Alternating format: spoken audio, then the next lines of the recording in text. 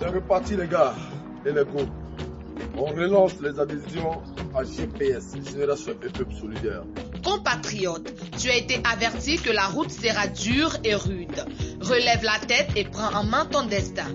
Face au silence qu'on veut t'imposer, réplique par la non-violence offensive. Montre-leur que tu es la majorité silencieuse.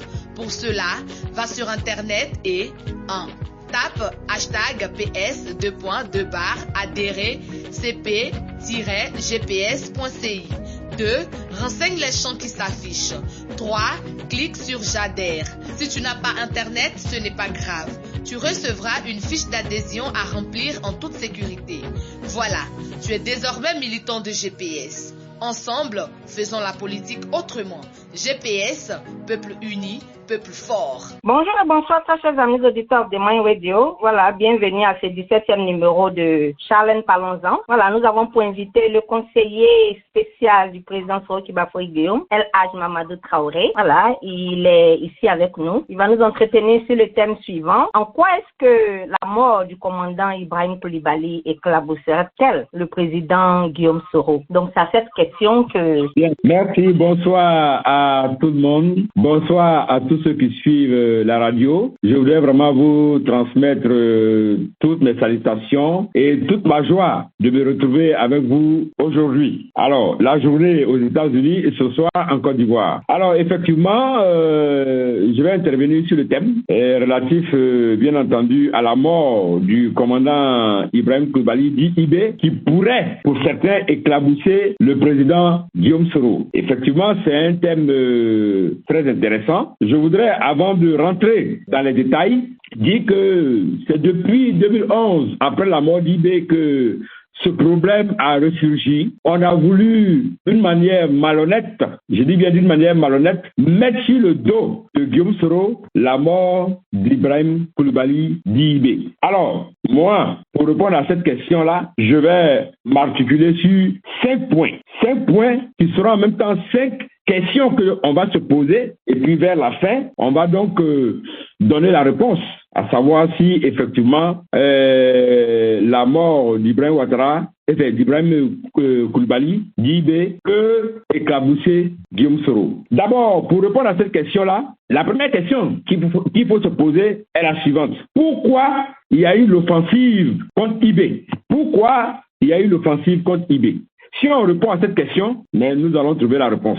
Ensuite, la deuxième question, c'est qui a ordonné cette offensive contre IB? La deuxième question. La troisième question, quels sont les acteurs de cette offensive? Et puis, quatrième question, qui sont les bénéficiaires de cette offensive? Et la dernière question qu'on va se poser, quel rôle a joué le président Guillaume Soro pendant cette offensive? Voici les 5 questions qu'on se pose et je vais m'évertuer à répondre à ces questions. Et à travers les réponses à ces questions-là, on va avoir tout simplement notre réponse à la grande question qui est posée, à savoir en quoi est-ce que la mort d'Ibrahim Coulibaly peut éclabousser Guillaume Soro. Alors, pour répondre à la question 1, pourquoi il y a eu une offensive contre IB? Il est bon de savoir que cette offensive a eu lieu parce que IB a refusé de se mettre à la disposition du chef suprême des armées, le président de la République nouvellement élu, Alassane Ouattara, tant que ce dernier ne le recevrait pas. Je répète, IB a refusé de se mettre à la disposition d'Alassane Ouattara tant que Alassane Ouattara ne le recevrait pas, qu'il puisse échanger. Parce qu'il est bon de savoir que plus d'une fois, IB a tenté de rencontrer Alassane Ouattara, d'avoir une audience avec lui. Il se trouve que cette audience-là n'est pas venue. Et c'est fort de tout cela que lorsque Alassane Ouattara a demandé aux uns aux autres de désarmer, IB a dit qu'il n'allait pas désarmer tant que Alassane Ouattara n'allait pas le recevoir afin qu'il puisse échanger. Ça a mis Alassane Ouattara en colère, qui ne voulait pas du tout recevoir IB. Ça, c'est la première raison de l'offensive. La deuxième raison de l'offensive, ça a été justifié par le fait que IB, à travers une vidéo qui est sur YouTube, a fait une déclaration de coup d'État. Dans cette déclaration, IB a dit que c'est lui qui était dorénavant le nouvel homme fort du pays et que les institutions étaient dissoutes et que les partis politiques, leur activité était suspendue et que dorénavant, c'était lui, IB, l'homme fort du pays. C'est cette deuxième déclaration d'IB qui a mis en colère Alassane Ouattara, le nouveau président élu. C'est dit que IB veut lui ravir le pouvoir qu'il venait d'avoir fraîchement avec beaucoup de difficultés. Donc, c'est fort de tout cela, fort de toutes ces actions d'IB, donc les deux actions principales d'IB, l'action de ne pas refuser de se mettre à la disposition de Alassane Ouattara et l'action de se proclamer comme le nouveau chef d'État. Ce sont ces deux actions-là qui ont mis en colère Alassane Ouattara. C'est pourquoi ce dernier, bien entendu, a demandé à ce qu'il y ait une offensive contre IB. Et donc, cette dernière phrase va me permettre de répondre à la deuxième question. Qui a ordonné cette offensive? Bien, je le dis, celui qui a ordonné l'offensive des FRC contre IB, c'est bel et bien Alassane Ouattara. Ce n'est pas Guillaume Soro. Et Dieu merci, sur YouTube encore, nous avons la vidéo dans laquelle Alassane Ouattara demande au ministre de la Défense et au ministre de l'Intérieur de prendre toutes les dispositions, de mettre en branle toutes les forces républicaines afin de désarmer IB par la force. Je dis bien, afin de désarmer IB par la force. Alors, je tiens à préciser, dans le langage militaire, quand le chef dit aux gens, allez-y désarmer tel individu par la force, quand le chef dit aux uns aux autres, allez-y désarmer tel individu par la force, ça voudrait dire clairement que le chef donne l'autorisation à ses troupes à battre celui qu'on doit désarmer s'il résiste. Je dis bien que quand, au niveau du langage militaire, le chef dit à ses troupes, allez-y désarmer tel individu par la force, le chef donne d'une manière claire la permission à ses troupes d'abattre cet individu. Je rappelle que si le chef de l'État, Alassane Ouattara, à l'époque, avait voulu IB vivant, il aurait dit, comme il a dit pour Laurent Gbagbo, je veux le voir vivant. Parce qu'Alassane Ouattara a demandé à ce que Laurent Gbagbo soit pris vivant. Et c'est pourquoi Laurent Gbagbo a été pris vivant.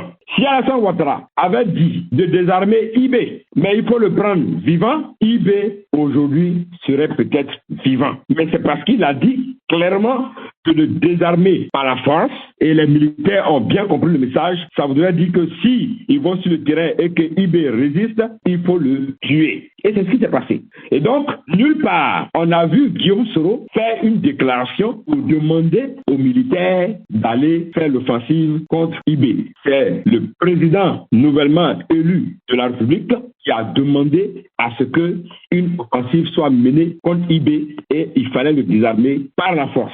Donc, pour répondre à la deuxième question, voici les réponses que je peux donner. Maintenant, la troisième question, quels sont les acteurs de cette offensive-là? Alors, c'est important que je pose cette question-là parce que les acteurs de cette offensive-là, ce sont les forces républicaines de Côte d'Ivoire. Ces forces républicaines de Côte d'Ivoire qui ont été créées par décret en mars 2011 par le président Alassane Ouattara. Ce ne sont pas donc les forces armées des forces nouvelles, les FAFN. Parce que les gens confondent les forces républicaines de Côte d'Ivoire, qui sont les forces de Alassane Ouattara, le président élu. Ils confondent donc ces forces-là aux forces armées des forces nouvelles, FAFN, que Guillaume Soro dirigeait lorsqu'il était chef de la rébellion. Donc, lorsque l'équipe qui allait sur le terrain pour combattre IB est partie, cette équipe est partie avec l'étoffe de FRC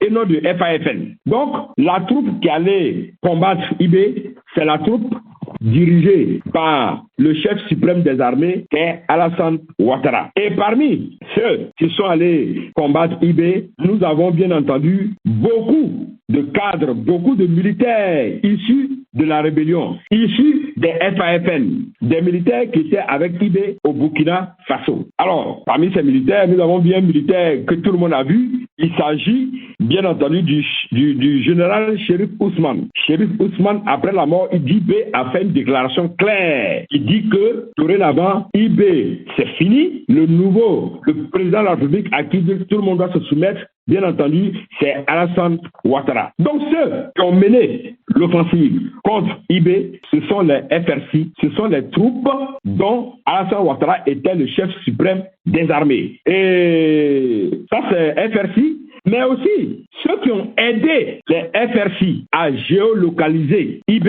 ce sont les troupes françaises. Ça, il faut que vous le sachiez. ce sont les Français, coachés ou bien touchés par Ambak, ministre de l'Intérieur, qui ont géolocalisé IB. C'est donc sur la base de cette géolocalisation de IB que les FRC sont allés vers IB et les FRC, bien entendu, sont allés se battre avec lui et les FRC, bien entendu, l'ont abattu. Nulle part, on a vu sur le théâtre des opérations Guillaume Soro.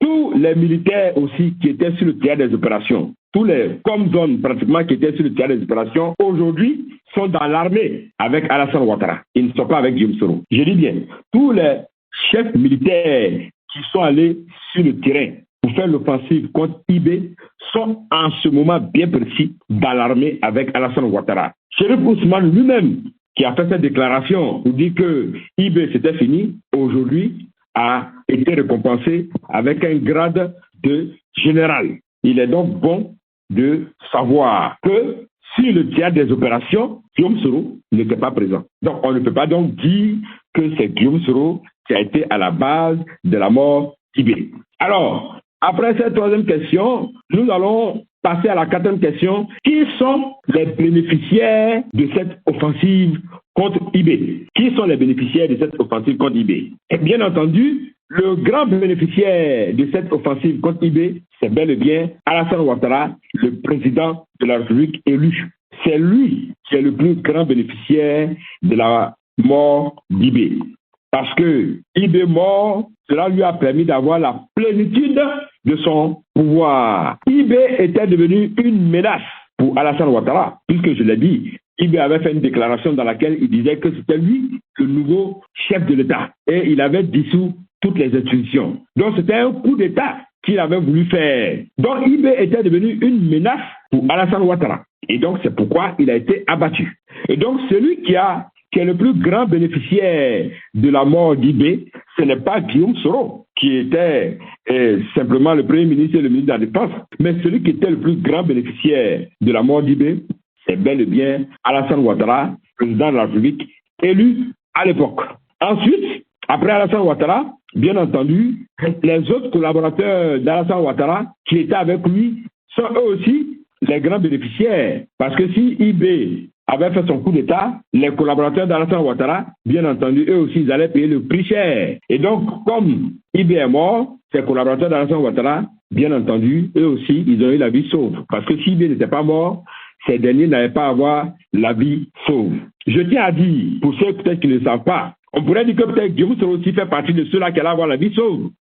Mais au moment où IB était en train d'être poursuivi, au moment où l'offensive se faisait contre IB, mais là, Guillaume Soro n'était pas au pays. Il a dit, et personne n'a pu démentir ce qu'il a dit. Il n'était pas au pays, il était hors du pays. Donc même si IB prenait le pouvoir, tout au plus Guillaume Soro allait aller en exil. Mais sa vie n'allait pas être en danger. Mais ceux qui allaient avoir leur vie en danger, c'était Alassane Ouattara et ses collaborateurs directs qui étaient avec lui. Donc, je dis, le plus grand bénéficiaire de la mort d'IB, ce n'est pas Guillaume Soro, c'est bel et bien Alassane Ouattara. Maintenant, pour répondre à la dernière question, quel rôle a joué Guillaume Soro pendant cette offensive militaire?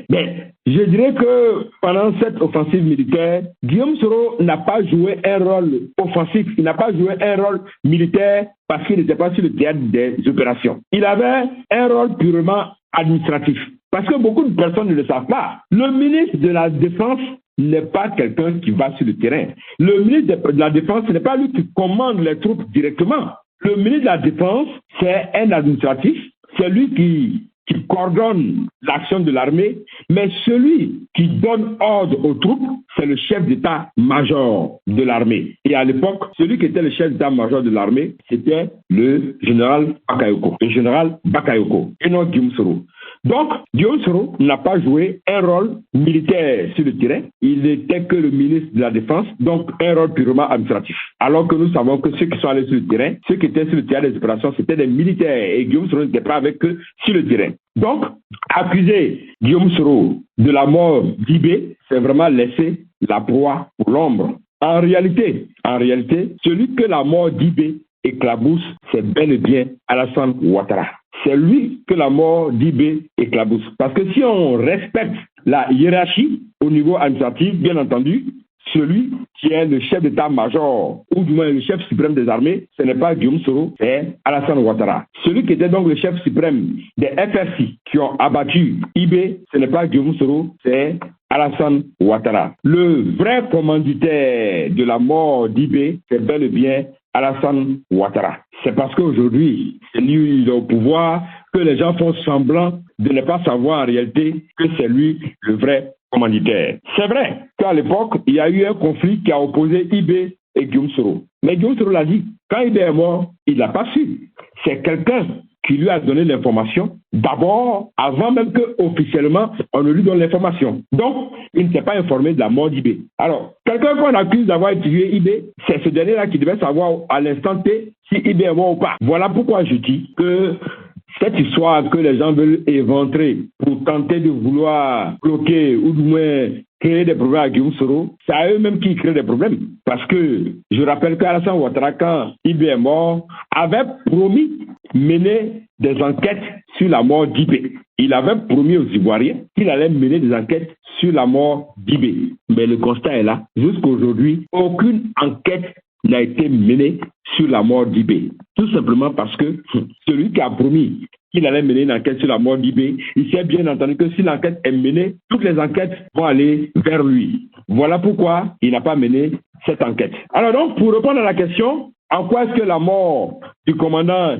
Ibrahim Koulibaly éclabousserait tel Guillaume Soro? Je dis, en aucun moment, la mort du commandant Ibrahim Koulibaly, dit IB, ne peut éclabousser Guillaume Soro. Parce que Guillaume Soro n'est pas le donneur d'ordre pour abattre IB. Guillaume Soro n'est pas aussi celui avec qui IB est en conflit. Parce que dans sa conférence qu'il a eu à faire, IB a cité deux noms, Laurent Gbagbo et Alassane Ouattara. Il a dit qu'il fait ce coup d'État-là parce qu'il ne peut pas accepter que Laurent Gbagbo et Alassane Ouattara se battent pour un pouvoir, et ce pouvoir-là, lui, il a arraché ce pouvoir et il le prend. Il n'a pas cité dans sa conférence de presse ou même dans son intervention, il n'a pas cité Guillaume Soro. Il a cité Alassane Ouattara et Laurent Gbagbo. Donc, c'était ces deux cibles.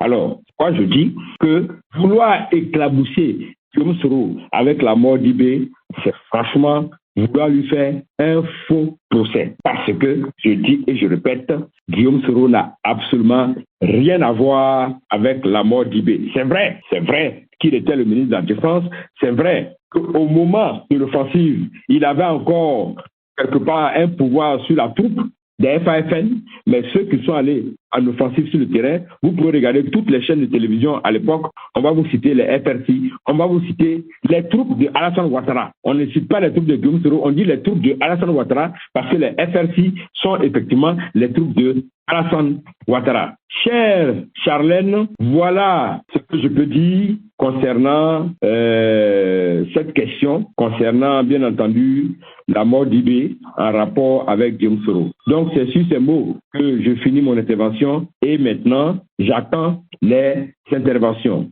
Je vous remercie. Merci beaucoup, monsieur le conseiller. Vous m'entendez clairement, n'est-ce pas? Je vous entends très bien. Dieu merci.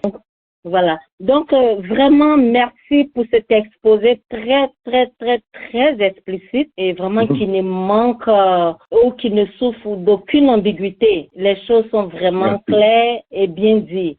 Moi, je voulais savoir, qui est-ce qui porte plainte? Bon, on nous dit que c'est une des filles d'IB, ou du moins la fille d'IB, qui aurait porté plainte contre Guillaume Soro. C'est ce que nous, on reçoit comme information, que c'est la fille d'IB qui aurait porté plainte contre Guillaume Soro. Mais moi, je vous dis, dans les informations que j'ai reçues, cette fille d'IB a été bien entendu approchée par nos amis du RAGP pour justement la pousser à bien entendu créer des problèmes à Guillaume Soro, l'ennemi juré du RAGP. Donc, celui qui porte plainte ou la personne qui porte plainte, ce serait la fille d'IB, qui a pris bien entendu aussi un avocat. Voilà ce que je peux dire concernant cette plainte-là. Ok. Donc, d'accord, votre explication, elle est manipulée. Oui, elle est manipulée, bien entendu. Elle est manipulée par nos gars du RAGP. Ça, nous le savons. Ils sont derrière. C'est eux qui font ça pour justement vouloir créer des problèmes à Guillaume Soro. Vous savez, Ils ont tenté tous les moyens pour neutraliser Guillaume Soro. D'abord, rappelez-vous tous les mandats d'arrêt internationaux que Alassane Ouattara a lancés contre Guillaume Soro pour amener Interpol à mettre la main sur Guillaume Soro. Ils n'ont pas réussi. Ils ont envoyé des barbouzes en Europe pour tenter d'abattre Guillaume Soro. Ils n'ont pas réussi. Ils ont trouvé des formules pour voir comment ils peuvent savoir tous ces mouvements au niveau du monde. Ils ne savent même pas où Guillaume Soro dort. Donc, comme ils n'ont plus d'autres moyens, qu'est-ce qu'ils veulent faire? Ils veulent, à travers la plainte de la fille Libé, qui serait, d'après ce qu'on me dit, je ne la connais pas, qui serait française, à travers donc la plainte de la fille Libé, qui serait française, alors amener la justice française à trouver la formule pour condamner Guillaume Soro pour crime. Et donc, si la justice française condamne Guillaume Soro pour crime, cette justice française maintenant va, en lieu et place de Interpol, se mettre en branle pour rechercher Guillaume Soro. Donc, on veut, à travers ce schéma-là, trouver la formule pour mettre la main sur Guillaume Soro en utilisant la justice française, en utilisant la police française, en utilisant les renseignements généraux français, pour mettre la main sur Guillaume Soro. Voilà pourquoi, en fait, la fille de IB a été actionnée. Ce n'est pas autre chose. C'est une manière de nos amis du RHGP de trouver la formule pour mettre la main sur Guillaume Soro. C'est tout. Voilà l'objet de tout cela. C'est vraiment bien dit. Merci beaucoup, conseiller. Donc, conseiller, c'est ce qui explique la propagation de cette information par RFI. Bien entendu, bien entendu. Voilà pourquoi je vous ai dit, RFI a fait cela parce que si bien entendu, on veut amener la France à prendre le dossier là en main. Vous voyez. Donc si la France prend le dossier en main, bon, en lieu et place d'Alassane Ouattara, c'est la France maintenant qui va mener le combat contre Guillaume Soro. Mais je peux vous rassurer, chers amis, que, ce projet ne pourra même pas aboutir parce qu'on ne peut même pas accuser Guillaume Soro de la mort d'Ibé. Ça ne va pas aboutir, comme tous les autres projets aussi pour tenter de mettre sur Guillaume Soro ne vont pas aboutir. Donc vraiment, ils sont en train de s'embrouiller. Nous, on est sereins et imperturbables. Et je voudrais demander à tous nos amis soroïstes d'être sereins et imperturbables. Ça ne peut pas prospérer. C'est ce que je peux vous dire. Vraiment. Et qu'est-ce que la France gagnerait parce qu'on voit déjà qu'ils ont vraiment envie de s'approprier cette affaire à travers RFI. Mais qu'est-ce que la France gagnerait à faire ça? Non, mais écoutez, la France, comme on dit, c'est un pays qui n'a que des intérêts. Il n'a pas d'amis. Alors, Alassane Ouattara est connu par les Ivoiriens et par tous les Africains comme le pion de la France dans la sous-région. Il est connu comme le pion de la France dans la sous-région. C'est pourquoi d'ailleurs vous voyez qu'il a des problèmes avec le Mali, le Burkina et tout le monde. Il est considéré comme le pion de la France dans la sous-région. Alors, si la France aide Alassane Ouattara à mettre la main sur Guillaume Soro, bien entendu, la France pourrait avoir tous les marchés qu'elle voudrait en Côte d'Ivoire. En retour, c'est ce que Ouattara va leur donner. Il va leur donner tous les marchés qu'elle voudrait. Si possible même, Ouattara va donner la clé de la Côte d'Ivoire à la France. Et donc, voilà ce que la France gagne en se mettant dans ce projet-là. Donc, la France, ce sont ses intérêts. Rien que ça. La France a dit que l'ennemi numéro 1 de Alassane Ouattara, c'est Guillaume Soro. Celui qui empêche Alassane Ouattara aujourd'hui à dormir, c'est Guillaume Soro. Comment faire en sorte qu'on puisse mettre la main sur Guillaume Soro? Bon, c'est pour ça que Alassane Ouattara a actionné ses amis français qui veulent aussi utiliser la justice pour pouvoir trouver la formule pour traquer Guillaume Soro. Voilà ce que la France gagne. C'est rien d'autre que ça. La France ne fait que rendre service à son pion en Afrique de l'Ouest. Et là, si Guillaume Soro est pris, mais ils se disent que, bon voilà, en récompense, Ouattara va leur donner tous les marchés qu'ils veulent. Ce n'est pas autre chose que ça. Voilà ce que la France gagne dans l'affaire. Mais je peux vous dire une chose. La France, comme on dit, est un État qui sait très bien la force de Guillaume Soro. La France sait très bien qu'elle ne peut pas jouer à ce jeu parce que, elle sait très bien que c'est elle-même, cette France-là, c'est eux qui ont géolocalisé IB. Donc si les enquêtes sont menées plus loin, mais la France même sera inculpée dans l'affaire parce que c'est la France qui a géolocalisé IB. Alors donc, je pense que quand la France même va continuer son enquête, chemin faisant, elle va s'arrêter parce qu'elle va se rendre compte qu'elle-même sera éclaboussée. Donc on pourrait dire que tant que cette affaire-là en justice, c'est-à-dire que c'est mis à la lumière et tout le monde regarde. Oui. Donc, oui, bien entendu. Je pense que envoyer même des cas du président Soro en justice le protège encore mieux. Puisque quand c'est en justice, tout le monde regarde. Et je pense que le tripatouillage ne peut pas aller jusqu'à un certain niveau. Non, pas du tout. Pas du tout. Parce que la justice française n'est pas comme la justice ivoirienne aussi. Hein. La justice ivoirienne, nous savons que c'est une justice qui est aux ordres du chef de l'État. Mais la justice française, bon, pour le moment encore, elle a une petite indépendance. Mais je dis, ce qui nous choque, nous, même si la fille d'IB, elle est française, mais il faut retenir une chose, IB, ce n'est pas un saint. IB, ce n'est pas un saint. Quand la justice même veut mener des enquêtes sur la mort d'IB, au moins si IB était un saint, quelqu'un qui avait occupé de hautes fonctions, un citoyen honnête, on peut comprendre. Mais IB, c'est un ancien putschiste. C'est lui qui a fait le coup d'État de décembre 99. IB, comme on le dit, il fait partie de ceux-là qui ont déclenché la rébellion. Donc IB, c'est pas un saint. Et puis, on a vu la vidéo, IB a tenté un coup d'État en 2011 contre Alassane Ouattara. Donc IB n'est pas un saint. Et puis, on n'a pas retrouvé IB dans sa maison et puis le tuer. Il était sur le front des opérations. IB était sur le front avec des soldats. Et donc, il a été tué, bien entendu, au front. Alors, pourquoi donc on parle même d'assassinat? Non, j'ai dit qu'il a été tué au front. On ne l'a pas trouvé à la maison et puis on l'a assassiné. Et puis, IB n'est pas un saint. La fille d'IB, il faut qu'elle sache que son papa n'est pas un saint. Son papa est un ancien putschiste. Il a fait un coup d'État contre Henri Konan Bédié. Ça encore, il faut bien que s'il était vivant, peut-être on pourrait lui demander. Et contre ça, il a fait la rébellion. Il a fait aussi une tentative de coup d'État contre Alassane Ouattara, sans compter le commandant invisible, les morts du commandant invisible. Donc, son papa n'est pas un saint. Donc, quand on parle d'IB, il ne faut pas présenter IB comme un saint. Je suis désolé. Il ne faut pas le présenter comme un saint. Voilà ce que je peux dire à ce niveau. Alors, il faut que la fille d'IB se pose la question. Qui est mon papa? Est-ce que mon papa mérite que je puisse mobiliser la justice française pour savoir qui l'a tué? Non. Son papa, c'est sur le front, c'est sur le théâtre des opérations qu'il est tombé. C'est ce qu'il faut retenir. D'accord. Conseiller, étant donné que vous êtes le conseiller spécial du président Faure Gbagbo Guillaume, tout ce qui sera lié à la rébellion va toujours l'éclabousser. Oui, mais bien entendu. Vous savez, on compte s'en sortir avec ça. Alors, moi, je vais vous dire une chose. Guillaume Soro n'a jamais nié qu'il a fait la rébellion. Il n'a jamais nié cela. Guillaume Soro reconnaît avoir fait la rébellion et plus d'une fois, Guillaume Soro a exprimé ses regrets par rapport à cette rébellion. Plus d'une fois, Guillaume Soro a demandé pardon aux Ivoiriens pour l'acte qu'il a posé. Alors, moi je dis, qu'est-ce qu'on attend encore d'autre de Guillaume Soro?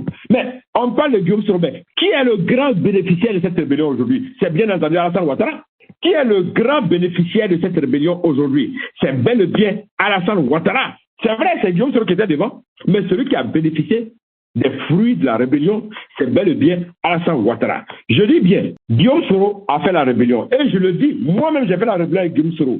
Nous, on avait un idéal quand on faisait la rébellion. Notre objectif, c'était de faire en sorte qu'on puisse instaurer un état de droit. Parce que nous disions qu'avec Laurent Gbagbo, il n'y avait pas d'état de droit. Parce que nous disions que Laurent Gbagbo, en 2000, ne s'est pas installé, comme on le dit d'une manière démocratique, c'est à travers la force entre lui et puis le général Gueye. Et puis quand il s'est installé, bien entendu, il y a eu des actions qu'il a eu à mener qui ont fait que la rébellion a eu lieu. Et l'objectif de la rébellion, c'était pour qu'on puisse trouver la formule pour que tous ceux qui veulent être candidats dans ce pays le soient.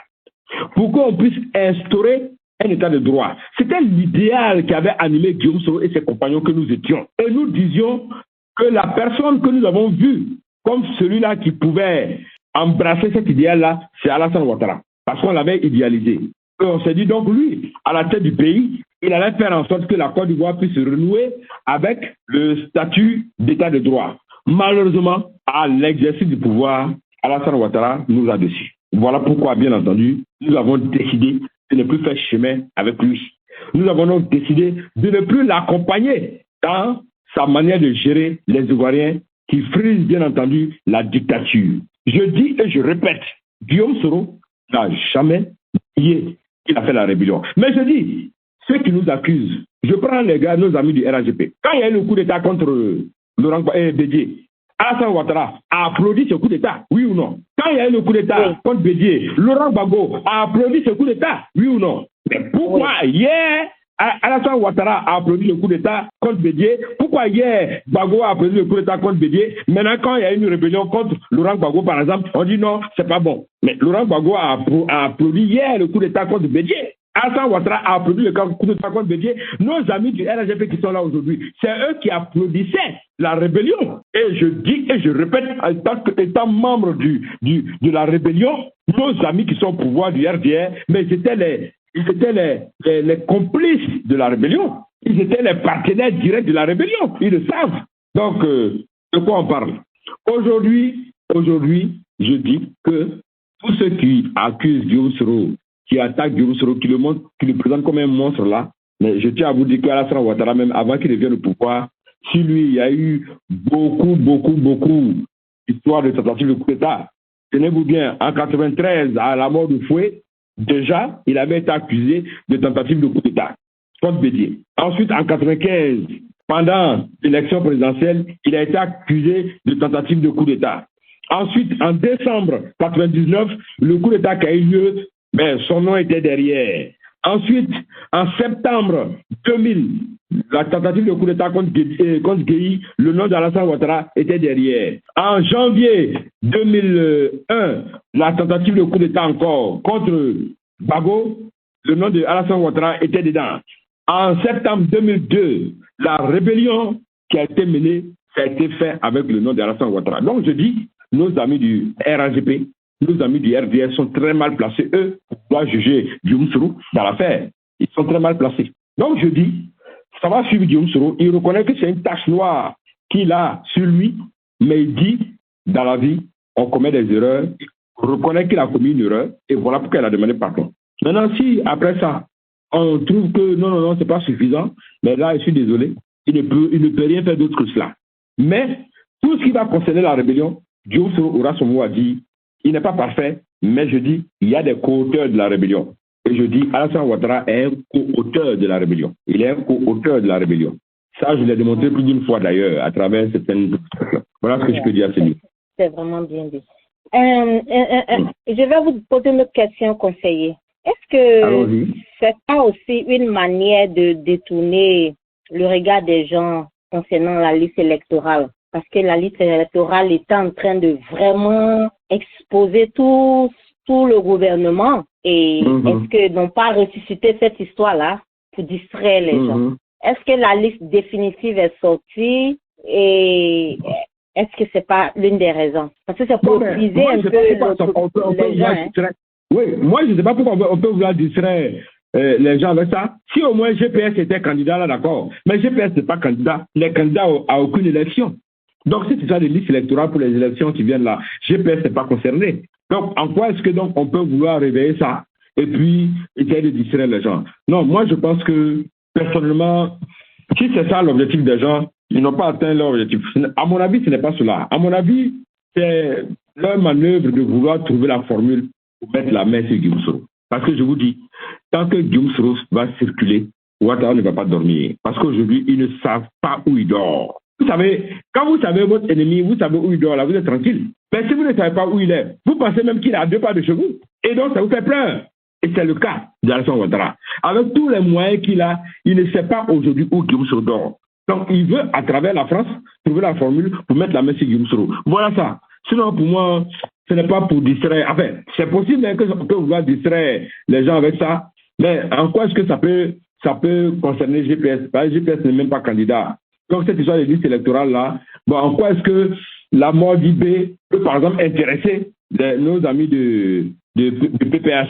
En quoi est-ce que la mort d'IB peut intéresser nos amis du PDCI? En réalité, la mort d'IB, ça intéresse plus que nos amis du RAGP. Ils sont des gens du RDR. C'est eux que ça intéresse. Sinon, en réalité, les gens du PPAC ne sont pas trop intéressés par la mort d'IB. Que IB meurt ou pas, en quoi est-ce que PPAC c'est un problème pour eux? Non, IB a malmené beaucoup les gens du FPI dans le cas du commandant invisible. Donc, en quoi est-ce que ça peut les intéresser? Le PDCI, pareil. Ce sont les amis du RAGP qui sont surtout intéressés par la mort d'IB. Ils veulent utiliser la mort d'IB pour mettre des gens sur le dos de Guillaume Soro, c'est tout. C'est pas autre chose. Ils veulent utiliser la mort d'IB pour mettre la communauté d'IB sur le dos de Guillaume Soro. Voilà leur objectif en réalité. C'est tout. Donc, ça ne vise pas en fait les autres groupes, ça vise les gens du RAGP eux-mêmes. C'est ça. C'est bien dit. Parce que je me suis demandé ça aussi, parce que comme c'était la liste électorale qui était à la une, ça faisait que tout le monde était concentré dessus Donc, je pense que c'est pour disperser un peu la force. Non. Donc, ils ont jeté quelque chose sur le côté du président Soro pour distraire les communicants, les communicants de GPS. Comme ça, ils vont lutter peut-être tout seuls avec le PPRC. Je vous l'ai dit, le GPS ne communique pas trop ces derniers temps sur la liste électorale ou bien sur l'élection parce que GPS n'est pas candidat aux élections. Donc, ça ne peut pas distraire les gens de GPS. Puis le GPS n'est pas candidat aux élections. Donc, nous, ce n'est pas notre priorité les élections actuelles qui viennent. Ce n'est pas notre priorité, donc ça ne peut pas nous distraire avec ça. Donc, je ne crois pas que ce soit quelque chose qui puisse distraire, en tout cas GPS. Et je ne crois pas aussi que ça puisse distraire aussi nos amis du PPACI. Je ne crois pas aussi que ça puisse distraire nos amis du PDCI. En tout cas, moi, c'est mon avis à ce niveau-là. Je pense que ça obéit à un agenda qu'ils ont. L'agenda qu'ils ont aujourd'hui, c'est comment mettre la main sur Guillaume Soro. C'est tout. C'est ça le problème. C'est pas autre chose. Comment mettre la main sur Guillaume Soro. C'est ça le problème. Tant que Guillaume Soro est encore en liberté, nos amis du RHP ne vont pas dormir. Alassane Ouattara ne va pas avoir le sommeil en paix. Voilà le vrai problème. Donc, comme ils n'ont pas réussi à mettre la main sur lui à travers Interpol, comme ils n'ont pas réussi à mettre la main sur lui à travers les barbouzes qu'ils ont envoyés contre lui, bon, ils se disent, bon, écoute, pourquoi ne pas utiliser la France? Et comment le faire? C'est bien entendu essayer de déclencher l'action pour trouver un moyen pour condamner Guillaume Soro. Imagine, la France condamne Guillaume Soro pour crime. Bien entendu, la France maintenant va le rechercher. Et donc maintenant, ce ne sera plus la Côte d'Ivoire qui va rechercher Guillaume Soro. Ce sera bien entendu la France. Et la Ouattara est tranquille. Voilà en fait le schéma qu'ils veulent obtenir et qu'ils ne vont pas avoir. Ça, je peux vous rassurer. Wow. D'accord. Je vais voir si je peux ouvrir la causerie à nos amis auditeurs. Ça sent très court. Je ne sais pas, est-ce que vous me recevez bien? Moi, je te reçois très bien. Très bien. D'accord. Voilà, les amis du côté de la conférence, vous êtes libre de poser des questions à notre invité. Hein? Vos micros sont ouverts. Du côté de Zoom aussi, vous pouvez le faire. Nos amis du côté de Zeno, vous ne pouvez pas vraiment poser de questions. Vous pouvez aussi m'acheminer vos questions à travers le inbox, ok? Voilà. Donc, vos micros sont ouverts. Vous êtes libre de vous annoncer et voilà, poser vos questions. Voilà. Vraiment. Mon autre question pour vous conseiller, c'est... Oui. Je pense que cette situation-là est tellement banale parce que c'était un dossier qu'ils avaient réveillé, qui n'a pas vu le jour. Tout à fait. Ils ont réactivé le dossier. Ils ont réactivé. Donc, c'est comme si il y a des choses qui les échappent ou bien ça chauffe quelque part. Enfin, c'est vraiment ridicule, quoi. Non. Moi, je pense aussi que l'une des raisons aussi pour les amener à réactiver le dossier, n'oubliez pas qu'il y avait une ONG conduite par un certain Kader Doumbia là, qui avait porté plainte contre Guillaume Soro, et puis on a appris que, bien entendu, au niveau de la France, ils avaient bloqué l'assurance vie de Guillaume Soro, suite, bien entendu, à cette plainte de ces gens-là. Donc, ils se sont dit quoi? Que si la plainte de ces gens-là a abouti, c'est que celle de la FIDIB aussi peut aboutir. Voilà pourquoi ils ont révélé cela. Cette plainte-là a abouti? Non, mais Guillaume Soro a été... c'est ce qu'on a appris, hein, que Guillaume Soro, son assurance vie aurait été bloquée. Et donc, les avocats de Guillaume Soro ont décidé d'aller déposer le dossier au niveau de la justice européenne. Et donc, je crois qu'en principe, le dossier doit être là-bas. Donc, pour le moment, voilà où nous en sommes. Donc, vous voyez qu'ils se disent, bon, si donc Guillaume Soro a été condamné pour ça, c'est que peut-être pour la FIDIB aussi, ça peut prospérer. Je me dis que c'est un peu ce qui les a amenés à vouloir réveiller le dossier. Ça make sense, hein? Ça a vraiment un sens. C'est très logique. Voilà. Donc, c'est ce qu'ils disent. Que s'ils ont pu avoir un petit espoir de ce côté-là, c'est qu'au niveau de la FIDIB aussi, on peut avoir un autre espoir. Je pense que c'est ce qui les a amenés à réveiller le dossier. Nous, les communicants de Guillaume Soro, après la sortie du RFI, on est sorti en tas, pour parler comme les Ivoiriens, on a démonté par A plus B que Guillaume Soro n'a rien à voir avec la mort d'IB. Et donc, tout de suite, la chose, elle est morte d'elle-même. Ce n'est plus allé quelque part. Vous allez voir que même nos gars du RHFM ne reviennent même plus là-dessus encore. Parce que les arguments que nous avons développés, ils ont vu que si on va plus loin, c'est leur leader même qui aura plus de problèmes que Guillaume Soro. C'est lui qui est le plus incriminé dans l'affaire d'IB. Ce n'est pas Guillaume Soro. Ils le savent. Voilà pourquoi l'affaire n'est pas allée loin.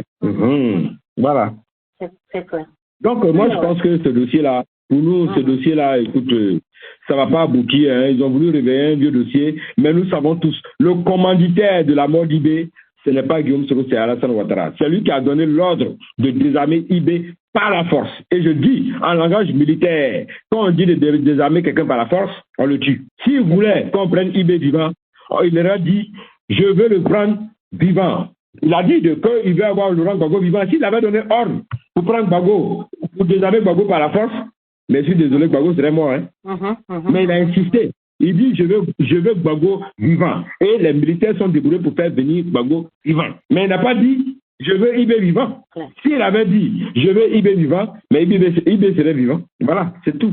Les militaires n'ont fait qu'obéir aux ordres de leur chef. Donc, je pense que le rôle qu'aura joué les communicants du côté du président Soro, c'est d'inculquer dans l'esprit des militants de base que, étant donné que le président lui-même reconnaît, a toujours reconnu qu'il était le secrétaire général de la... C'est ça, non?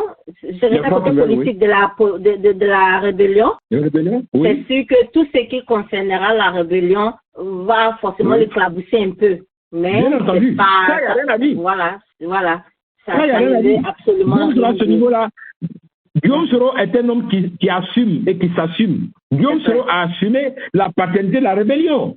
Et il est tout à fait normal que tout ce qui concerne la rébellion va l'éclabousser. Mais je dis, c'est quel homme politique qui n'est pas éclaboussé par quelque chose? Je dis, Alassane Ouattara, il a éclaboussé par beaucoup de choses avant de venir au pouvoir. Il a été éclaboussé par un problème de nationalité. Et jusqu'à présent, ça le suit, n'est-ce pas? Oui. Est-ce que ça l'a tué? Non. Est-ce que ça l'a empêché de prendre le pouvoir? Non. Et voilà. Donc, je dis bien, il n'y a pas un homme politique qui n'est pas éclaboussé par un scandale. Ils sont tous éclaboussés par quelque chose. Donc je pense que si les conseillers du président ont déjà ce moral de fer là, et que la sensibilisation passe déjà au niveau de la base, je pense que le moral il est fort dans tous les cas. Je disais... Bien entendu, ils cherchent à effrayer Guillaume Soro. Ils cherchent à effrayer Guillaume Soro avec la justice, mais ils ne peuvent pas l'effrayer. Ils cherchent à l'effrayer, c'est tout. Sinon, c'est pas autre chose. Guillaume Soro l'a dit, il n'a pas de problème à la justice. C'est comme beaucoup de gens à savoir. La rébellion, là, a bénéficié d'une amnistie de Laurent Gbagbo. Les gens oublient ça, en fait. La rébellion a bénéficié d'une amnistie. Et quand le chef d'État prend une amnistie, là, pour dire qu'on a effacé la justice, quand il y a une amnistie, la justice ne revient plus sur ça. Ça, beaucoup d'Ivoiriens l'ignorent. La rébellion a bénéficié d'une amnistie de Laurent Gbagbo. Alors, donc, de quoi il s'agit encore? Voilà pourquoi Guillaume Soro serait imperturbable. Il n'a pas de problème à ce niveau-là. Voilà. En tout cas, force à tout le monde. C'est pourquoi je dis toujours que louons Dieu dans le malheur comme dans le bonheur. Et soyons reconnaissants de toutes les punitions qu'il nous donne. C'est une façon de nous purger. Et après, arriver devant là-bas, on sera blanc comme neige. Et lui-même, il va se mettre là. Voilà. Absolument. Donc, force à vous, ses proches qui sont ses conseillers, et force au président lui-même, force à tous les militants de GPS. Et voilà, on ne veut pas oublier tous ceux qui sont en prison et aussi ceux qui sont en exil. Vraiment, force à tout le monde. Et voilà. Merci beaucoup. La lutte continue. Vraiment, merci. La lutte continue. À tout le monde. Merci. Allez, j'avais vos mots de fin. Écoute, mon mot de fin, c'est de dire à tous les militants et cadres de GPS d'avoir le même moral de fer que Guillaume Soro. Je dis et je répète, Guillaume Soro est un homme imperturbable. Rien ne le ferait. Et tout ce que les gens sont en train de tenter, ce sont des choses qui ne vont pas aboutir. Et c'est vrai qu'à un moment donné, on se pose la question, mais avec tout ce qui est en train de se passer, est-ce qu'un jour, Guillaume Soro va diriger le pays? Je dis, à un moment donné aussi, au niveau du RDR, les militants du RDR étaient arrivés à se poser des questions. Est-ce que Alassane Ouattara, compte tenu du problème de nationalité qui pèse sur son dos, est-ce qu'un jour Alassane Ouattara va diriger le pays? Les militants du RDR ont été confrontés à ces interrogations. Aujourd'hui, ce n'est pas lui qui dirige le pays. Des gens avaient juré sur tous les toits que jamais de la vie Alassane Ouattara n'allait diriger le pays. Ce n'est pas lui qui dirige le pays aujourd'hui. Alors, aujourd'hui, fort des difficultés liées que Guillaume Soro a, fort des problèmes qu'il rencontre, beaucoup de militants se disent, mais est-ce que ça va aboutir? Je dis, c'est parce qu'ils ne sont pas des militants de conviction. Parce que quand vous êtes un militant de conviction, vous avez toujours quelque chose pour vous donner de l'espoir. Et je vous dis, Guillaume Soro, que vous voyez là, notez ça, ce monsieur-là, il va diriger un jour ce pays.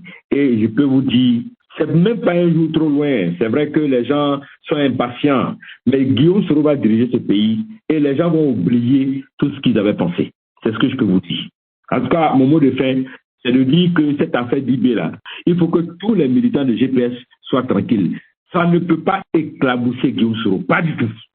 Cette affaire d'IB, celui que ça va éclabousser, c'est Alassane Ouattara. Je dis bien, celui que ça va éclabousser, c'est Alassane Ouattara. Ceux qui sont allés mener l'offensive contre IB, ils sont aujourd'hui dans l'armée. Ils ont été tous promus à des grades élevés. Celui même qui a fait la déclaration pour dire IB c'est fini, il a été promu général. Alors, donc, je crois que si on doit poser la question, c'est à lui on doit poser la question d'abord. Shérif, il était sur le terrain des opérations. À lui on doit poser la question. Comment ça s'est passé? Donc, moi je dis, il faut que les gens soient sereins. Guillaume Soro est très serein et imperturbable dans l'affaire. C'est ce que je peux dire. D'accord. Merci bien, monsieur le conseiller. Et vraiment, c'est toujours un plaisir de vous avoir sur The Mind Radio. Mais moi aussi. Moi aussi. Et grand merci à notre conseiller pour sa disponibilité et sa positivité. Vraiment que Dieu vous garde et que vous donne beaucoup de bonne santé. Parce que quand on vous voit, on a envie de continuer. Voilà. Donc, force à tout le monde. Et voilà. OK. Pour le cœur. Au revoir.